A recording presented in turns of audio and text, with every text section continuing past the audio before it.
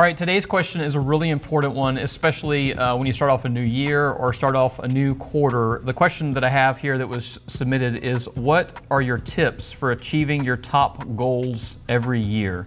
There's a couple of really important things that relate to this that I want to share with you that have had a huge impact on me personally.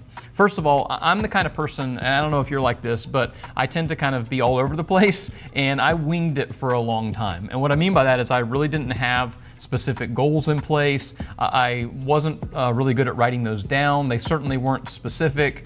And I still managed to be able to make that work because I just put in the hard work to make it happen. But what I found is over time, once you get to a certain level in business, that's just not going to work anymore.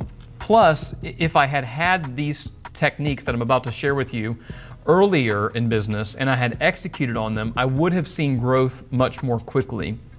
If I looked at a growth curve for our company, it has grown every single year for 20 years in a row, but it kind of starts off with this real slow, steady growth. And look, I'm a fan of slow, steady growth, but if I had implemented these goals ideas sooner, it would have helped. So let me share some very specific ideas.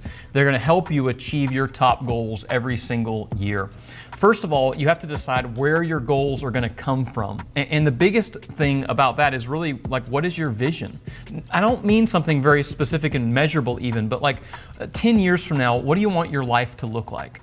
What do you want your business to look like? Sometimes it can be a little bit untangible. It's more of a feeling. That's okay when we're talking about vision. But then you have to ask the question, in order for that to happen, in order for that future reality to be true, what needs to be true today? And often that will start with an annual goal of some sort. Now, the thing about annual goals is, first of all, they need to be specific. You have to be very clear about what that goal is. It should not be some vague idea. Vision can be a little bit vague, but goals have to be specific. It needs to be measurable. Ideally, you could put a number on it. Obviously, something easy like revenue growth makes that really clear, but it could be a customer feedback number, it could be a team size, it could be a particular number of services that you offer. It has to be specific, it has to be measurable, and honestly, it really needs to be achievable as well. So I love having these big, crazy goals, or as Jim Collins calls them in Good to Great, a BHAG, a big, hairy, audacious goal. I think everybody needs those like pie in the sky future ideas, but on an annual basis, you need things that are actually achievable. But here's what happens with a lot of people. They stop there. They create an annual goal, and maybe it's a specific, and maybe it's measurable, and maybe it's achievable, and they know they want to get it done by the end of the year, but life happens, and the whirlwind of everything else swirls around, and before you know it, you're in December, and you're not anywhere close to that goal. Well, what has to happen is you have to boil that goal down into quarters. I love how Stephen Covey talks about this as it relates to quarterly rocks. And the idea is if you focus on the big things first, all the little things of life will eventually filter around them and get done anyway.